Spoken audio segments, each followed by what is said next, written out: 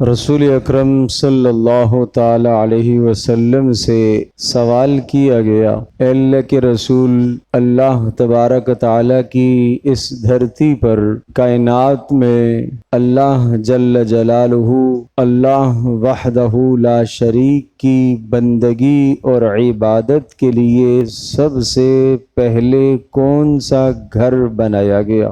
اللہ جل جلالہ کی عبادت اور بندگی کے لیے اس دھرتی پر سب سے پہلا گھر کون سا تعمیر کیا گیا؟ پیارے پیغمبر صلی اللہ تعالی علیہ وسلم نے ارشاد فرمایا، سب سے پہلا گھر جو اللہ کی عبادت کے لیے، بندگی کے لیے اس دھرتی پر تعمیر کیا گیا وہ بیت اللہ ہے۔ قرآن کریم میں بھی ارشاد فرمایا سورہ آل عمران میں، ان اول بیت وضع للناس للذی ببکۃ مبارکا وہدی للعالمین، سب سے پہلا وہ گھر جو اللہ کی عبادت کے لیے متعین کیا گیا، بنایا گیا، وہ گھر مکہ مکرمہ میں بیت اللہ ہے۔ فیہ آیات بینات، اور اس میں اللہ کی قدرت کی بڑی نشانیاں ہیں، اور ان نشانیوں میں سے ایک نشانی مقام ابراہیم بھی ہے۔ پھر رسول اللہ صلی اللہ علیہ وسلم سے سوال کیا گیا، اے اللہ کے رسول، بیت اللہ کے بعد دوسرے نمبر پر کون سا گھر اللہ کی بندگی کے لیے سب سے پہلے بنایا گیا؟ رسول اللہ صلی اللہ تعالی علیہ وسلم نے ارشاد فرمایا، دوسرا گھر جو اللہ کی بندگی کے لیے بنایا گیا وہ بیت المقدس ہے۔ پوچھا گیا ان دونوں کے درمیان میں کتنا فاصلہ رہا، یعنی بیت اللہ کے بننے اور بیت المقدس کے بننے کے بیچ میں کتنا فاصلہ رہا؟ رسول اللہ صلی اللہ علیہ وسلم نے ارشاد فرمایا 40 سال کا فاصلہ ہے۔ گویا کہ رسول اکرم صلی اللہ تعالی علیہ وسلم نے بیت المقدس کو اللہ کی دھرتی پر اللہ کی عبادت کے لیے بنایا جانے والا دوسرا گھر قرار دیا۔ ایک فضیلت تو بیت المقدس کو یہ حاصل ہے۔ نمبر 2، یہ فضیلت حاصل ہے کہ بیت المقدس مسلمانوں کا قبلہ اول رہا۔ رسول اللہ صلی اللہ تعالی علیہ وسلم مکہ سے ہجرت کر کے مدینہ طیبہ تشریف لے گئے۔ بخاری شریف کی روایت میں ہے کہ آپ علیہ الصلاۃ والسلام نے 16 یا 17 مہینے بیت المقدس کی طرف رخ کر کے نماز پڑھی، اور پھر آپ کو حکم آیا تو آپ نے بیت اللہ کی طرف رخ کیا، فَوَلِّ وَجْهَكَ شَطْرَ الْمَسْجِدِ الْحَرَامِ، اب آپ مسجد حرام کی طرف رخ کر کے نماز پڑھیے، اور جہاں پر بھی ہوں، سفر میں ہوں، حضر میں ہوں، آپ کی امت ہو، یہاں تک کہ اگر بیت المقدس میں بھی آپ چلے جائیں تو تب بھی آپ بیت اللہ کی طرف رخ کر کے نماز پڑھیں۔ تو یہ بیت المقدس کو دوسرا اعزاز حاصل ہوا کہ مسلمانوں کا قبلہ اول ہے۔ نمبر 3، پیارے پیغمبر صلی اللہ تعالی علیہ وسلم نے جب معراج فرمائی، اللہ پاک نے رسول اللہ صلی اللہ علیہ وسلم کو بیت اللہ سے بیت المقدس تک لایا، اور بیت المقدس سے آپ کا آسمانی سفر شروع ہوا۔ یہ تیسرا اعزاز بیت المقدس کو حاصل ہے کہ بیت المقدس سے آپ کے سفر معراج کا آغاز ہوا، اس لیے کہ اسرا کہتے ہیں بیت اللہ سے بیت المقدس تک کے سفر کو، اور بیت المقدس سے آسمانوں کا جو سفر ہے اس کو معراج کہا جاتا ہے، اور دونوں کے اوپر پھر معراج کا اطلاق بھی ہوتا ہے۔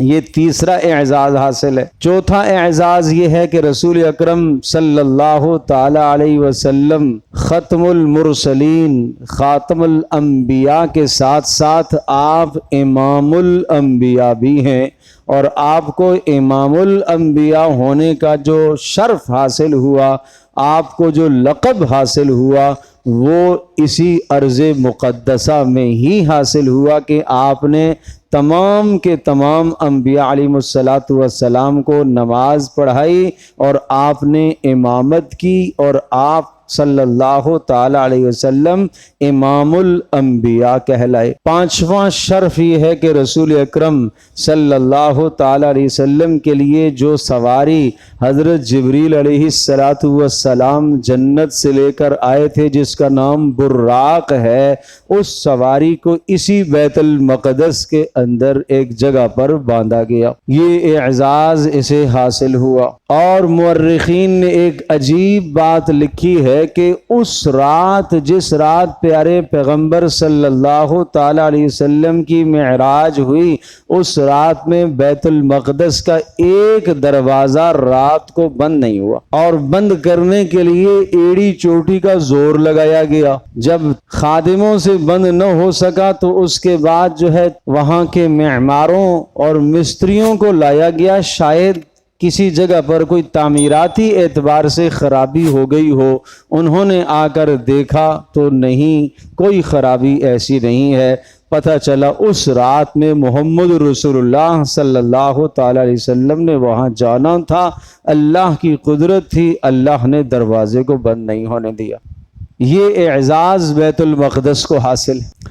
اسی طرح سے چھٹا اعزاز یہ حاصل ہے کہ سورۃ المائدہ کی آیت نمبر 21 میں اللہ پاک نے اس کو ارض مقدسہ کہا، مقدس زمین۔ ساتواں اعزاز یہ حاصل ہے کہ اللہ تبارک تعالیٰ نے سورہ بنی اسرائیل میں اور سورۃ الانبیاء میں دو جگہ پر اللہ نے اس کو ارض مبارکہ، بابرکت زمین کہا۔ سبحان الذی اسری بعبدہ لیلا من المسجد الحرام الی المسجد الاقصی الذی بارکنا حولہ لنریہ من آیاتنا۔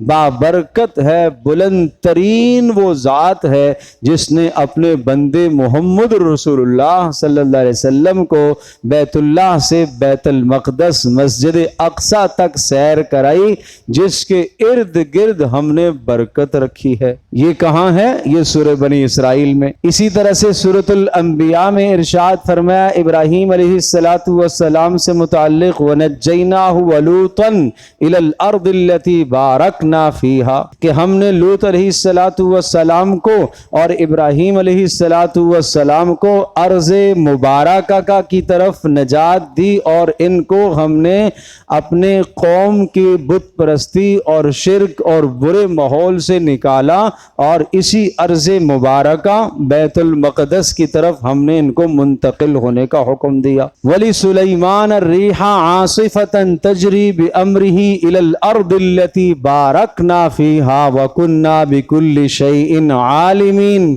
فرمایا ہم سلیمان علیہ السلام کے لیے ہواؤں کو مسخر ہم نے کیا، اور سلیمان علیہ السلام ارض مبارکہ، ارض مقدسہ، جس جگہ پر ہم نے برکت دی ہے وہاں تک کا سفر کیا کرتے تھے۔ تو اس اعتبار سے اس کو ارض مبارکہ بھی کہا جاتا ہے۔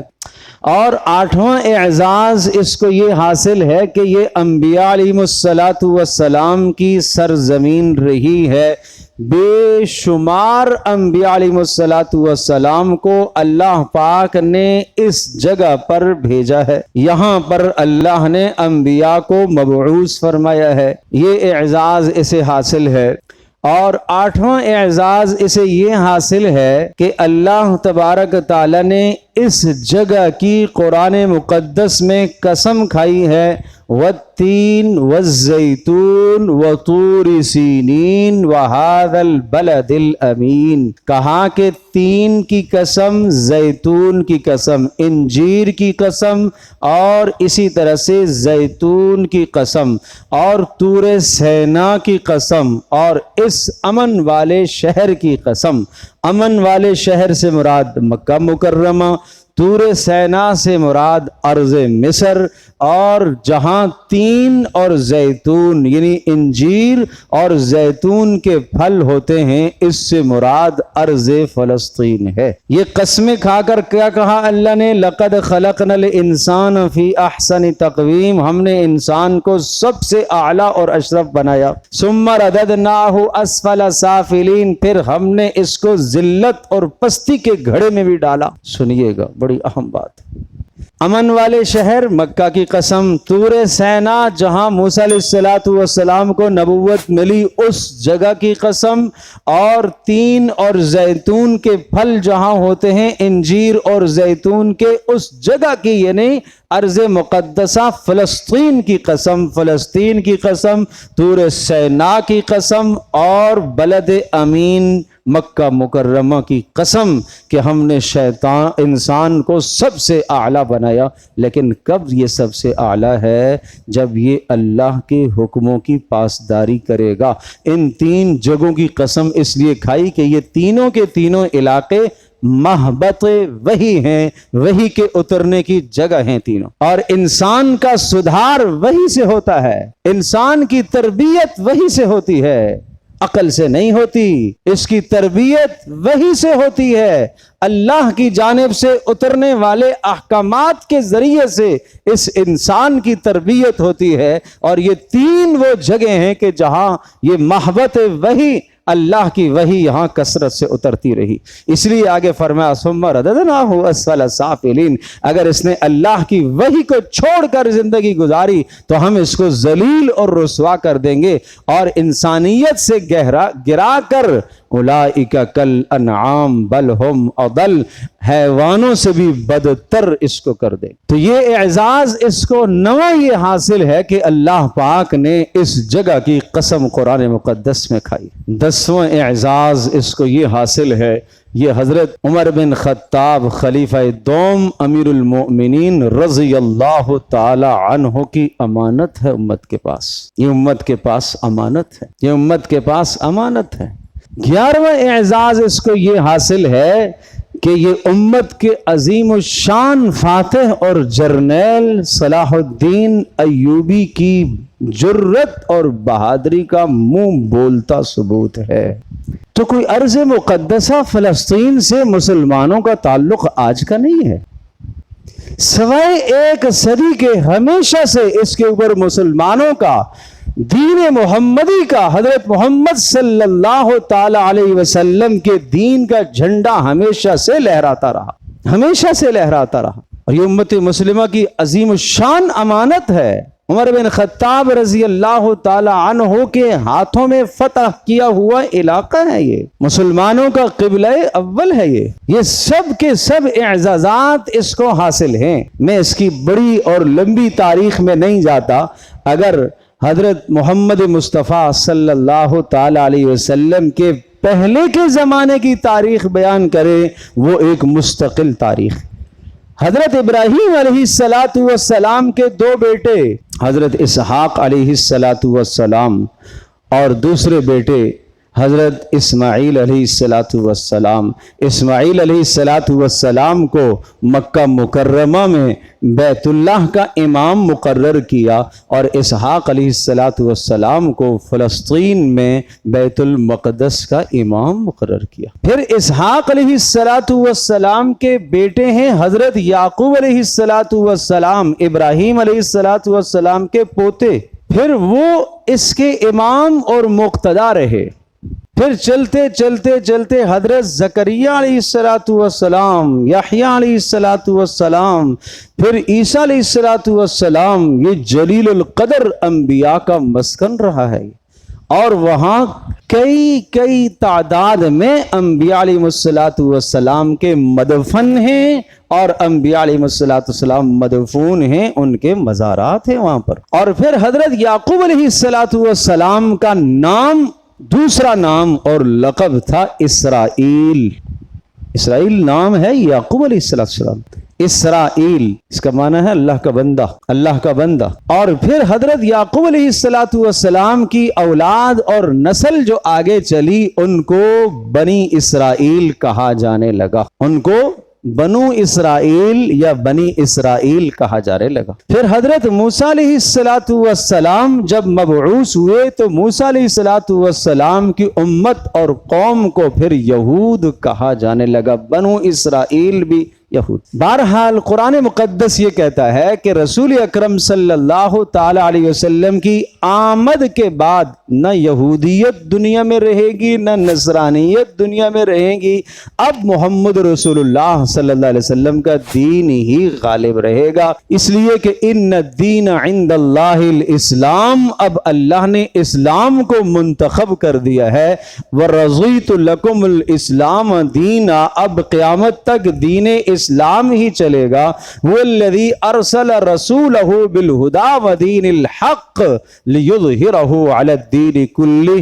تین مقام پر اس مضمون کو اللہ نے ذکر فرمایا، اللہ نے محمد رسول اللہ صلی اللہ تعالی وسلم کو رسول بنا کر اس لیے بھیجا کہ آپ علیہ السلام کے دین کو اللہ گزشتہ تمام ادیان پر غالب کرے۔ اب گویا کہ سکہ چلے گا محمد رسول اللہ صلی اللہ تعالی وسلم کے دین کا، اب نہ یہودیت نہ نصرانیت نہ مجوسیت اور نہ کوئی اور دین، اب دین محمدی۔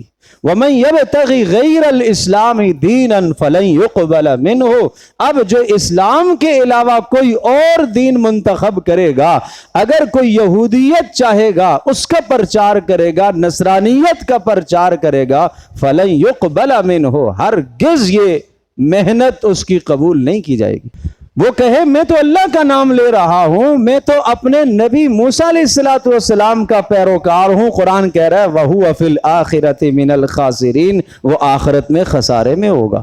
پیارے نبی صلی اللہ تعالی علیہ وسلم نے ارشاد فرمایا، اللہ کی قسم اگر آج موسیٰ علیہ السلام بھی زندہ ہو کر آ جائیں تو ان کی کامیابی اور نجات بھی میری اتباع میں ہوگی، ان کی کامیابی اور نجات بھی میری اتباع میں ہوگی، کیونکہ محمد رسول اللہ صلی اللہ علیہ وسلم امام الانبیاء بن کر آئے۔ اور اسی طرح سے ارشاد فرمایا لَتَجِدَنَّ أَشَدَّ النَّاسِ عَدَاوَةً لِلَّذِينَ آمَنُوا الْيَهُودِ، پوری روح انسانیت، تمام دنیا انسانیت کے جتنے بھی لوگ ہیں ان سب میں مسلمانوں کا بدترین دشمن یہود ہے، مسلمانوں کا بدترین دشمن یہود ہے۔ ہمیشہ مسلمانوں کے خلاف چال بازیاں، ہمیشہ مسلمانوں کے خلاف چالاکیاں، ہمیشہ مسلمانوں کے خلاف سازشیں، ہمیشہ مسلمانوں کے خلاف مکاریاں، صرف مسلمانوں ہی کے خلاف کیا، ہر انسانیت کے خلاف مکاریاں کرنا ان کا خاص وتیرہ رہا۔ اور قرآن کریم نے جو خاص طور پر ان کے جرم کو ایک جگہ نہیں کئی مقام پر ہائی لائٹ کیا ہے، وہ کیا ہے؟ قتل انبیاء۔ عام انسانوں کا قتل کرنا تو بہت بات کی بات ہے، نبیوں کا قتل کرنا بھی ان کے نزدیک کوئی معیوب نہیں تھا۔ سورۃ البقرہ میں آپ دیکھیے، سورہ آل عمران میں یہ مضمون دیکھیے، وَيَقْتُلُونَ النَّبِيِّينَ بِغَيْرِ حَقٍّ وَيَقْتُلُونَ الْأَنْبِيَاءَ وَيَقْتُلُونَ النَّبِيِّينَ بِغَيْرِ الْحَقِّ وَيَقْتُلُونَ الْأَنْبِيَاءَ بِغَيْرِ حَقٍّ قُلْ فَلِمَ تَقْتُلُونَ أَنْبِيَاءَ اللَّهِ مِنْ قَبْلِ، اگر تم کہتے ہو کہ ہم اللہ کے دین کو ماننے والے ہیں تو بتاؤ اللہ کے نبیوں کو تم نے کیوں، اللہ کے نبیوں کے خونوں سے اپنے ہاتھوں کو کیوں رنگا تم نے؟ کوئی جواب نہیں، کوئی جواب ان کے پاس نہیں تھا جو محمد رسول اللہ صلی اللہ علیہ وسلم کے زمانے میں یہود تھے۔ بتاؤ تمہارے آباء و اجداد نے ایسا کیا کہ نہیں؟ ان الذین یکفرون بآیات اللہ، بے شک وہ لوگ جو اللہ کی آیات کا انکار کرتے ہیں، ویقتلون النبیین بغیر حق، اور ناحق نبیوں کو قتل کرتے ہیں۔ اگلا جملہ سنیے گا، ویقتلون الذین یأمرون بالقسط من الناس، اور ان لوگوں کو بھی قتل کرتے ہیں جو امر بالمعروف کرتے ہیں، لوگوں کو نیکی کا حکم دیتے ہیں، ایسے لوگوں کو بھی قتل کرتے ہیں اور ان کے مقدس خون سے اپنے ناپاک ہاتھوں کو رنگتے ہیں۔ فبشرہم بعذاب علیم، انہیں دردناک عذاب کی اطلاع کر دو۔ اولئک الذین حبطت اعمالہم، ان کے سارے اعمال دنیا میں ضائع ہیں، ان کا دوسروں کے ساتھ ہمدردی کرنا سب تباہ ہے، برباد ہے۔ تم ان کی چند اچھائیوں کو دیکھ کر مت ان کے مداح ہو جاؤ اور مت ان کی تعریف میں رطب اللسان ہو جاؤ، اللہ کے ہاں ان کے کسی کام کا اعتبار نہیں ہے بھائی۔ تو یہ تو ہمیشہ سے قتل ان کا وتیرہ رہا اور ان کا طریقہ کار رہا ہے، اور یہ ان کا طریقہ واردات رہا۔ پھر خاص طور پر رسول اکرم صلی اللہ تعالی علیہ وسلم کی بعثت مبارکہ کے بعد، کیا آپ کو یہ بات معلوم ہے؟ شاید اگر آپ نے تاریخ کا مطالعہ کیا ہو اور دیکھا ہو تو یہ مدینہ منورہ میں جو یہود آباد تھے، قبیلہ بنو قینقاع ایک قبیلہ آباد تھا، بنو قریظہ، بنو نذیر، بنو قینقاع، 3 بڑے قبائل یہود کے آباد تھے۔ ان میں بنو قینقاع ایک وہ قبیلہ تھا کہ جس قبیلے نے ہجرت کر کے یہاں سے یثرب میں آ کر سکونت اختیار کی تھی، اور اس قبیلے کا یہ کہنا تھا کہ ہم نے یہاں ہجرت اس لیے کی ہے کہ نبی آخر الزمان جو ہماری کتابوں میں بیان آیا ہے وہ یثرب میں ہجرت کر کے آئیں گے، اور ہم سب سے پہلے ان کے انصار بنیں گے اور ہم ان کی مدد کریں گے۔ جب محمد رسول اللہ صلی اللہ تعالی علیہ وسلم کو اللہ نے مبعوث فرمایا، آپ علیہ السلام مکہ میں پیدا ہوئے، 40 سال زمانہ گزرا، پھر آپ علیہ السلام کا 13 سال نبوت کا زمانہ مکہ میں گزرا، پھر آپ نے ہجرت مدینہ طیبہ میں فرمائی، تو یہ تو کہنے لگے ہم تو نہیں مانیں گے۔ ارے بھائی تم تو اس انتظار میں تھے کہ محمد الرسول اللہ نبی آخر الزمان آئیں گے تو ہم ان پر ایمان لائیں گے اور ہم اول انصار بنیں گے، کیوں نہیں مانو گے؟ کہنے لگے یہ تو ہمارے خاندان میں سے نہیں آیا ہے، یہ تو جناب بنو اسماعیل میں سے ہے، بنو اسرائیل میں سے نہیں ہے۔ یہ حسد ظالموں کو کھا گیا۔ اس حسد کی بنیاد پر محمد الرسول اللہ صلی اللہ تعالی علیہ وسلم پر ایمان لانے سے قاصر رہے۔ لیکن قرآن مقدس کا انداز بڑا عجیب ہے، لیسو سوا، سارے ایسے نہیں ہیں۔ بعض یہود تھے جو ایمان لائے محمد رسول اللہ صلی اللہ علیہ وسلم پر، محمد رسول اللہ صلی اللہ علیہ وسلم کے دین کو سینے سے لگایا، تو ایسوں کو اللہ تبارک تعالیٰ نے فرمایا اللہ تمہیں دوہرا اجر دے گا، اس لیے کہ گزشتہ دین پر بھی تم قائم تھے اور محمد رسول اللہ صلی اللہ تعالی علیہ وسلم جب آئے ان پر بھی آپ نے ایمان لایا۔ لیکن جنہوں نے محمد رسول اللہ صلی اللہ علیہ وسلم پر ایمان نہیں لایا یا آج ایمان نہیں رکھتے، قرآن کریم ان کو صاف کہتا ہے یہ مسلمانوں کے سخت ترین دشمن ہیں، سخت ترین کے ساتھ ساتھ بدترین دشمن ہیں، اور یہ ہمیشہ دشمنی رہے گی ان کی۔ جنگ عظیم سے قبل کی بات ہے کہ ان کی زیادہ تر آبادی جرمن میں تھی، اور جب ہٹلر نے ان کو مارا اور ان کا قتل عام کیا، اتنا بدترین قتل عام کیا، قتل عام کرنے کے بعد اس نے ایک دعویٰ کیا کہ دنیا سے میں نے 90% یہودی مار دیے اور 10% میں نے اس لیے چھوڑ دیے تاکہ آنے والے لوگ تاریخ میں مجھے برا نہ کہیں، کہ سمجھ جائیں کہ میں نے ان بدماشوں کو کیوں مارا ہے۔ بات سمجھ میں آ رہی ہے کہ لوگوں کو یہ بات سمجھ میں آ جائے کہ میں نے انہیں کیوں مارا ہے، کہ 10% چھوڑے تاکہ ان کی عیاری، ان کی مکاری، ان کی چالاکی، ان کی بے وفائی، ان کی سازشوں کو لوگ دیکھیں اور لوگوں کو پتہ چلے کہ کس قدر جو ہے وہ انسانیت کا یہ قتل عام چاہتے ہیں۔ یہ اس نے دعویٰ کیا تھا۔ پھر اس کے بعد کسی نے پناہ نہ دی۔ برطانیہ سرکار کو یہ خیال ہونے لگا کہ شاید یہ ہماری طرف رخ کریں اور ہمارے یہاں یہ پناہ گزین ہو جائیں، تو اس وقت یوں سمجھ لیجئے کہ 1947-46 کی بات ہے کہ یہ برطانیہ کی ایک سوچ اور سازش کے مطابق مسلمانوں کے سینے میں اسرائیلی خنجر کھوپ دیا گیا، اور یہ فلسطین ارض مقدسہ کے 2 ٹکڑے ہو گئے۔ جس ریاست میں اصلیت مسلمانوں اکثریت تھی وہ مسلمانوں کو دے دیا گیا، اور جہاں اکثریت تھی نہیں ان کو لا کر آباد کیا گیا۔ کیوں؟ مسلمانوں کی خلافت کو توڑنے کے لیے، مسلمانوں کے اتحاد کو پاش پاش کرنے کے لیے، ٹکڑے ٹکڑے کرنے کے لیے۔ اور جب ان کو وہاں لا کر آباد کیا گیا تو انہوں نے پھر وہاں کی جو امت مسلمہ آباد تھی ان کے خلاف سازشیں کرنا شروع کر دی، اور سازشوں کے نتیجے میں بات یہاں تک پہنچی کہ ہر دن قتل عام مسلمانوں کا ہوتا رہا، تاحال ہو رہا ہے، تاحال ہو رہا ہے۔ اور میرا عزیز دوستو اور بزرگوں، امت مسلمہ کے باہمی افتراق اور انتشار کی وجہ سے آج مسلمان جگہ جگہ پس رہا ہے۔ آج اگر امت مسلمہ کے 57-58 ملک اگر باہمی اتحاد کر لیں تو کوئی دنیا کی طاقت امت مسلمہ کا کچھ نہیں بگاڑ سکتی۔ امت مسلمہ کے پاس اتحاد کی واحد طاقت قرآن و سنت ہے۔ مختلف قبائل کے، مختلف علاقوں کے، مختلف قوموں کے، مختلف ملکوں کے لوگ، مختلف تہذیبوں کے لوگ، مختلف ثقافتوں کے لوگ، مختلف تمدن کے لوگوں کو یکجا کرنے کے لیے جو سب سے مؤثر ترین چیز ہے وہ قرآن و سنت ہے۔ کیا آپ نہیں جانتے محمد رسول اللہ صلی اللہ تعالی علیہ وسلم کی بعثت اور آمد سے پہلے قبائل آپس میں بٹے ہوئے تھے؟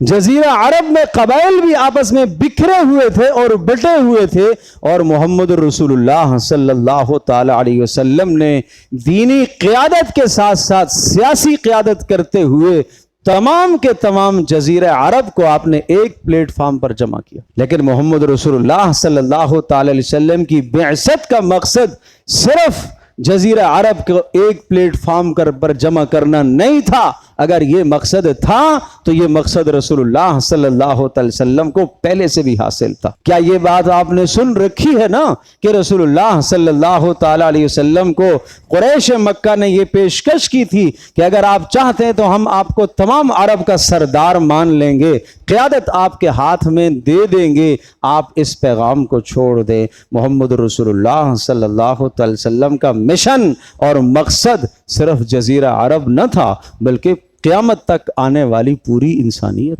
تو امت مسلمہ کے جوڑ کے لیے واحد چیز قرآن و سنت ہے۔ ایسے ضابطے، ایسا ضابطہ اخلاق قرآن میں ہے، ایسے ضابطے اخلاق، ضابطۂ اخلاق پیارے پیغمبر صلی اللہ تعالی وسلم کی سیرت طیبہ میں ہیں کہ اگر میں اپناؤں، ہم اپنے گھر میں اپنائیں تو گھر میں محبتیں پیدا ہوں، اگر ہم محلے میں اپنائیں تو محلے میں پیدا ہوں۔ کیا آپ جانتے ہیں کہ اوس اور خزرج کی لڑائیاں ایسی تھیں رسول اللہ صلی اللہ تعالی علیہ وسلم کی بعثت سے پہلے اس قدر لڑائیاں تھیں کہ مرنا، مرانا، مارنا، قتل کرنا تو وہاں کوئی مسئلہ ہی نہیں تھا۔ آپ علیہ السلام تشریف لائے، قرآن و سنت پر امت کو جمع کیا۔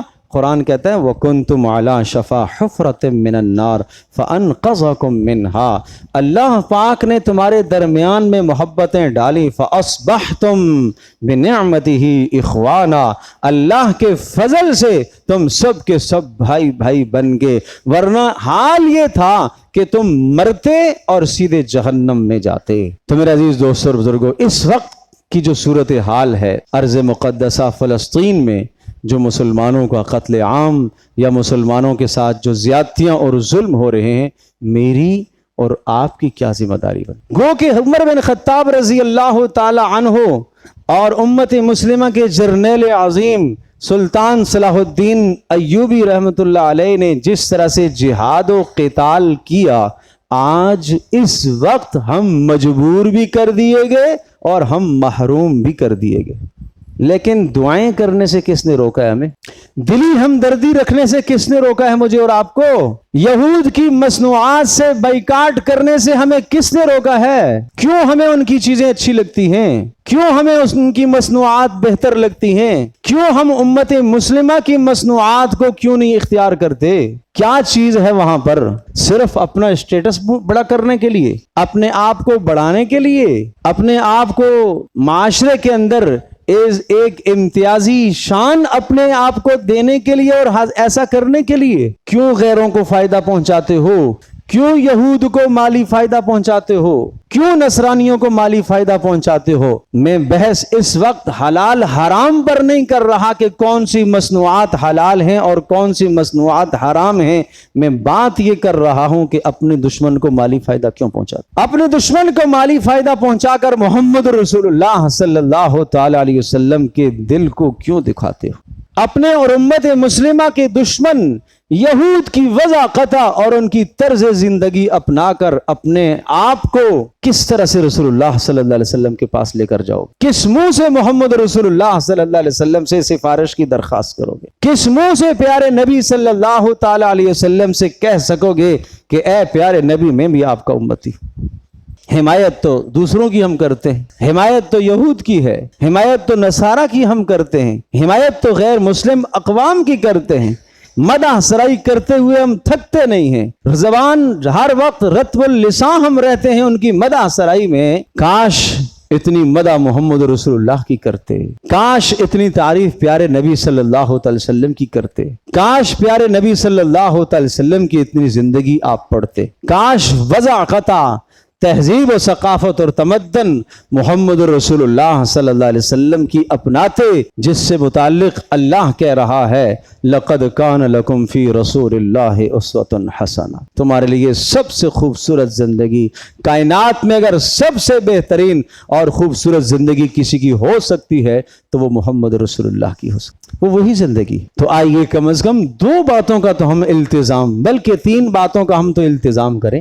نمبر 1، دعاؤں میں اپنے فلسطینی بھائیوں کو یاد رکھیں، رات تہجد پڑھ کر 2 رکعت نماز نفل پڑھ کر دعائیں تو کریں کم از کم۔ اے اللہ امت مسلمہ کو اتحاد عطا فرما، اے اللہ امت مسلمہ کو قیادت عطا فرما، نیک قیادت عطا فرما کہ جس کی قیادت میں، اس نیک قیادت میں امت مسلمہ متحد ہو جائے اور پھر دنیا کی کوئی طاقت مسلمانوں کا کچھ نہ بگاڑ سکے۔ اور اللہ سے یہ مانگو کہ اللہ امت مسلمہ میں اسلام کی روح کو اور طاقت کو زندہ فرما، محمد رسول اللہ صلی اللہ علیہ وسلم جو روح پھونک کر گئے ہیں، اے اللہ اس روح اور طاقت کو زندہ فرما۔ ارے بھائی آمین تو کہہ دو۔ اور دوسرا میں نے عرض کیا تھا کہ اپنے دشمن کی مصنوعات سے تو اجتناب کیجئے، احتراز کیجئے، کیا ضرورت ہے ان کی مصنوعات کو اپنانے کی۔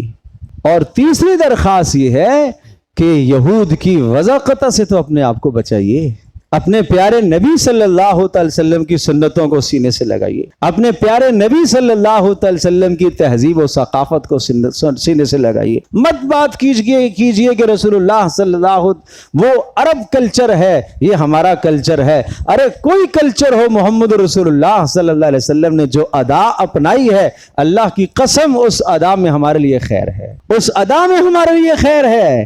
جیسے آپ نے کپڑے پہنے ہیں ان میں ہمارے لیے خیر ہے، جیسے آپ نے بیٹھ کر کھانا کھایا اسی میں ہمارے لیے بہتری ہے، جیسے آپ نے شادیاں کی کروائیں اس میں ہمارے لیے خیر ہے، جیسے آپ نے تجارت اختیار کی اس میں ہمارے لیے خیر ہے، جیسے آپ علیہ الصلوۃ والسلام نے تہذیب اختیار فرمائی اس میں ہمارے لیے خیر۔ اور سنیے پیارے نبی صلی اللہ تعالی علیہ وسلم نے تو صاف صاف فرمایا خالف الیہود والنصارى، یہود و نصارہ کی مخالفت کیجئے، یہود و نصارہ کی مخالفت کیجئے، ان کی ہاں میں ہاں مت ملائیے، ان کے رنگ میں مت رنگیے اپنے آپ کو، میرے رنگ میں رنگ جاؤ، میری سنت پر آ جاؤ۔ جس نے میری سنت کو محبوب بنایا اس نے مجھے محبوب بنایا، اور جس نے مجھے محبوب بنایا وہ جنت میں میرے ساتھ ہوگا۔ المرء مع من احبا، اے اللہ کے رسول آپ تو بلند مقام پر قیامت میں ہوں گے، جنت میں ہوں گے، ہم کیسے آپ کے ساتھ پہنچ سکیں گے آپ کے مقام اور مرتبے کو؟ آپ نے فرمایا غم نہیں کرو، المرء مع من احبا، آدمی اسی کے ساتھ ہوگا جس سے محبت کرے گا۔ صحابہ کہتے ہیں ہمیں اس بات سے جو خوشی ہوئی زندگی میں اتنی خوشی نہیں ہوئی، اس لیے کہ ہماری سب سے زیادہ محبت کس سے ہے؟ محمد رسول اللہ صلی اللہ علیہ وسلم سے۔ ایک ایک صحابی نبی کی ادا کو اپنے جسم میں سر تا پا رسول اللہ صلی اللہ علیہ وسلم کی ایک ایک ادا کو اپناتا ہے، اور اس ادا کو اپنا کر فخر محسوس کرتا ہے۔ اور سلمان فارسی رضی اللہ تعالیٰ عنہ کو ایک یہودی نے طنزاً کہا، طنز کرتے ہوئے کہا ارے سنا ہے تمہیں تمہارا نبی استنجے کے طریقے بھی بتاتا ہے؟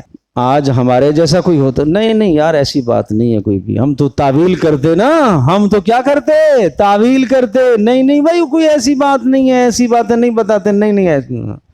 اوہو کیا ہی جذبہ تھا، کیا ہی جذبہ تھا، کیا ہی جذبہ تھا اس صحابی رسول کا، کیا ہی عشق تھا اپنے نبی کے ساتھ، کیا ہی محبت تھی اپنے نبی کے ساتھ، بول پڑے اللہ کی قسم ہمیں یہ بھی نہیں پتا تھا۔ ہمیں ہمارے نبی نے استنجے کا طریقہ بھی بتایا کہ جب تم میں سے کوئی آدمی استنجے کو آئے تو قبلے کی طرف منہ بھی نہ کرے اور پیٹھ بھی نہ کرے۔ ہمیں ہمارے نبی نے یہ بتایا ہے۔ تمہیں برا لگے تو لگے، ہمیں تو وہ پریشانی نہیں ہے۔ آج ہم تو ڈرتے ہیں نا، وہ ناراض ہو جائے گا، وہ ناراض ہو جائے گا، یہ ہو جائے گا، وہ ہو جائے گا۔ خاص طور پر میرے وہ دوست و احباب جو باہر ممالک میں رہتے ہیں، تمہارا تو مقابلہ ہے کفر کے ساتھ، تمہارا تو بڑا مقابلہ ہے کفر کے ساتھ، تمہارے سامنے تو کفریہ طاقتیں ہیں۔ تمہیں تو محمد رسول اللہ صلی اللہ علیہ وسلم کا ترجمان بن کے رہنا چاہیے۔ تمہیں تو محمد رسول اللہ صلی اللہ علیہ وسلم کے دین کی نشر و اشاعت اور پرچار کرنا اپنے لیے سعادت سمجھنی چاہیے۔ اللہ مجھے بھی آپ کو سب کو عمل کی توفیق۔